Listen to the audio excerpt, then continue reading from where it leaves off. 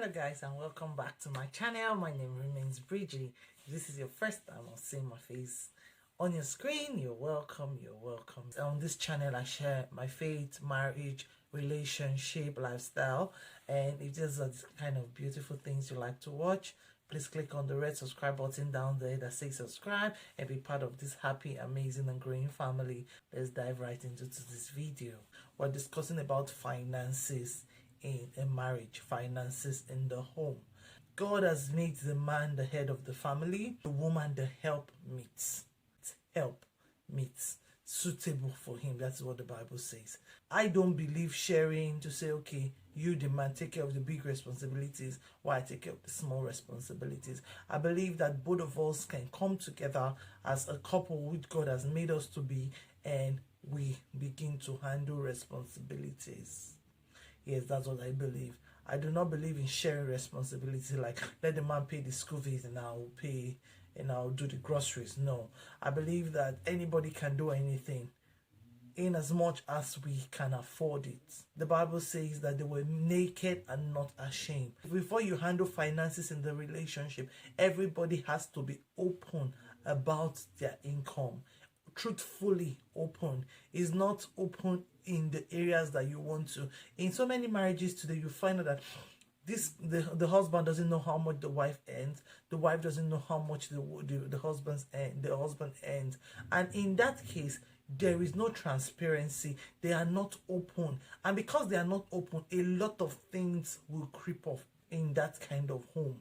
A lot of things will be issues, especially when it comes to finances. So I am of the opinion that the both of them are open in their earnings. The Bible says in Genesis 2:25, they were naked and not ashamed. You are not just naked in your body as a couple or in any other aspect, and then when it comes to your finances, you are covering up. No, I'm not in support of that. Let everyone know how much they are earning. Even before you get married, when you're doing courtship, these are the kind of things that you talk about. I remember years back, I met someone in the course of our conversation, and he said, no, Mike, a woman can never know how much I earn. It was weird to me, it was strange to me, and at the same time it was appalling. And then I think he had someone he was going to get married with. A lot of people were there when we were having this conversation, and he was so proud about it. He was so nonchalant about it when he said it, like, that is me, you have to take me for who I am. I can, no, a woman can never know how much I earn. And I asked him, I said, what about your fiancé? She doesn't know how much I earn. I spend what I need to spend, and that is it. And I don't think that is a good spirit when you are going into a marriage, because if you bring that kind of a spirit, or you go into marriage with that mindset, a lot of things will be uncovered and it will become an issue in the long run. So it is very, very, very mandatory that the first thing first is you are open in your earnings. You are open in the income. Both of you know how much you truthfully earn. You truthfully earn. That's why I use that word. Truthfully earn. You are not biased about it. You are not hiding it. You are not lying about it. Because you might feel it's just a small lie now. I don't just want her to know how much I earn. I don't just want him to know how much I earn. Things will creep up, and you will find out that those little things, they become the straw that breaks the camel's back. I remember far back then when I was in the bank working, there was this lady. I think she had a secret account, and there was a huge sum of money in that account. And I think she was involved in an accident, and she was in the hospital for months. But she couldn't. They came to she had other account that the husband knows about in the bank. But that other account, nobody knew about it. She did not tell her spouse about it. And she had accident. They were looking for money, but nobody could access it. She couldn't then. It was too late for her to open up and tell the husband. She was there. They were looking for a loan to do surgery on her. I think it was a really, really, really bad accident. But she had money there. How is she going to tell them? Who is going to be signatory of the account? How is she going to tell her husband, I had this kind of money? They had to be going round and round. Account officers had to go visit her in the hospital, and then she was discussing about it. But you knew they needed somebody to come and stand in for her. But she didn't have anybody. She didn't have a family to tell. She didn't have a husband to tell. It was just too late. Not on her sick bed was she going to open up to her husband. But these are the kind of things that should not happen in a home where there is transparency. It is very, very vital to be open. It is very vital to be open as an individual, as a couple. Be open to your spouse. If you know you are not ready to be open to that person, peradventure he has his own issues, but at least be open to one person. When it comes to finances in the home, the both of you have to sit down and discuss it, plan it. Finance is very, very, very important in the home. It is very important. It is the cause of a lot of issues. I was in a conversation with someone a few weeks back, and the person said, no, it is pride, it is envy, it is this. I said, no, finance is the foundation of a lot of issues. But when you are open and you find out that this is how much we earn, so this is what we can afford.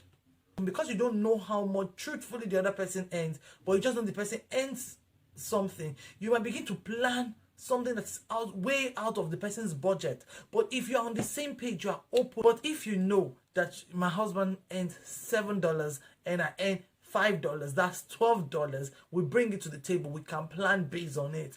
Or rather, my husband earns $6 and I earn $8, and then we can plan based on it.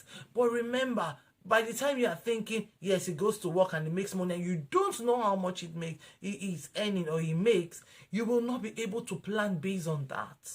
Personally, I don't feel I can handle some issues that are way more expensive because I am the woman. No. If I can do something, I can afford this thing at this time of the month or at this time where I need it or I feel is important for the family, then I go for it and I do it. If I say that, okay, we need to pay our children's school fees and then I can afford it, I can go ahead and pay the school fees, because and two become one. That is what the Bible calls us. We are now one.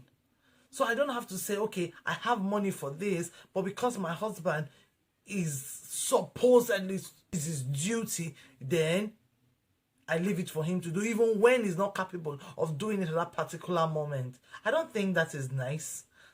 Personally, that is my own personal thought. That's my own personal belief. That is the way we run it in the family. If he feels that it's coming from work, can you please do the groceries? Even if I have money to do the groceries or I have the card, but I cannot just go out of my way to get to the grocery shop. But on his way from work, I can say, sweetheart, can you just please do the groceries? And then he goes to the grocery shop, maybe I'll send him the list. It doesn't change him from being the head. And so that is how it is. If I find out that I need to pay this for my for the kids, and I find that I check the account, there's money in there and I can afford it, I can go ahead and pay and tell him. It is most paramount for us to do what works for us. And it is very, very, very important that we are open in our marriages, we are open in the finances in our homes. Let's not be rigid about it. Let's not be, because when you talk to people that are hiding money from their spouses, they want to go and do one project, they want to go and do one thing there. And funny enough, those things you are crying or you are hiding your funds or struggling to go and do, you find that you're not even going to live in those projects. You're not going to live in that home. Maybe you're doing it for your family. Remember, your family have lived their lives. And if you're open about your finances, except you have a wicked spouse. If you know you have a wicked spouse, then you might want to have a plan B. But sincerely, I do not advise that. If you have a spouse that you know that this spouse is not trustworthy, anything can happen and I'll be thrown out, then you have to be careful. Maybe you have to have a plan B. Let's be open in our finances. This mindset of let him do the big part and I'll do the smaller parts. Let him buy the cars and I'll buy the groceries.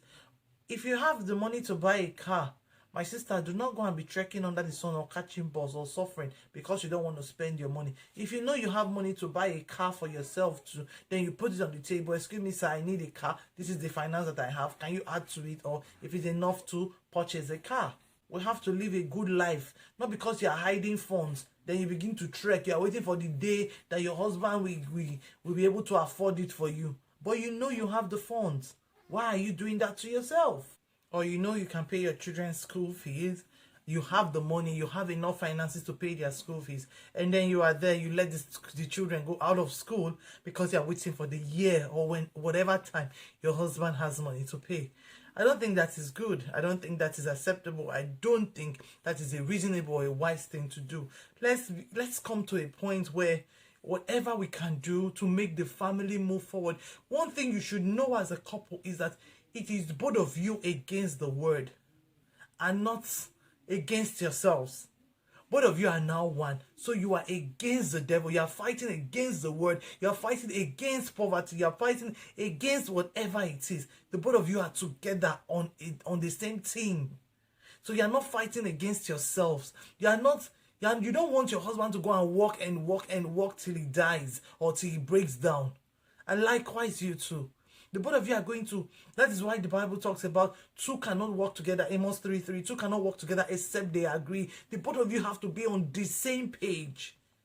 If you are working hard and your spouse is working hard, the both of you are on the same boat for the good of that family. Sometimes some people, they work, you are working hard as a woman. You are working hard for your own parents back home, neglecting all the duties and the responsibilities of your immediate family for just him. When you know we cannot afford it. When you know we cannot get it done. When you know that his finances cannot complete it all. But the little that you have, you are hiding it, you are keeping it because you want to give to your family. I'm not against you giving to your family, but know that your immediate family is your first responsibility as a couple. So likewise the man. Some men, they are ready to sacrifice everything. Maybe they are the first son, they have family members, their extended family members, they are training in school, but they neglect their own kids. They push their kids' responsibilities to their husbands, to their wives. No, it's not right. Both of you have to be on the same page, and your immediate family is your first responsibility. That is the first responsibility that God has given to you. Every other responsibility is important, but this is the first and the main responsibility, your immediate family. And I want the both of you to work together and make sure that the needs of the immediate families is met first before any other one can come in. This is my own thoughts. This is from my own point of view. If you have your own thoughts, please leave it in the comment section. I'm right there waiting for you. Let's make it interactive. I love you. Like, comment, share this video, subscribe, be a part of this family. If you love me, you love what I do on this place, please subscribe and be a part of this family, and I will see you in my next video. Bye. Shalom.